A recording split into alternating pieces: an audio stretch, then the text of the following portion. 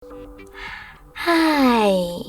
In front of me is XIAOMI Redmi Pad, and today I would like to show you how you can set up screen lock on this device.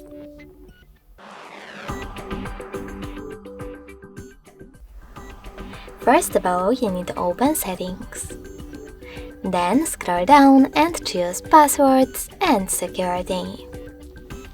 After that, click on Screen Lock section and tap on the best login method for you, pattern, PIN or password. Now wait 5 seconds and choose Got It in the pop-up. Over here, you need to create your login method and repeat it in order to confirm it. When you're ready, click on Confirm.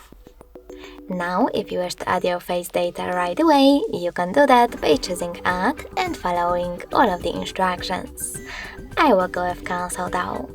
So now, when I click on Home button, switch off my screen, then switch it back on, I can see that pattern is now required.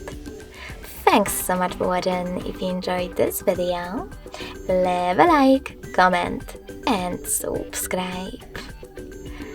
Bye!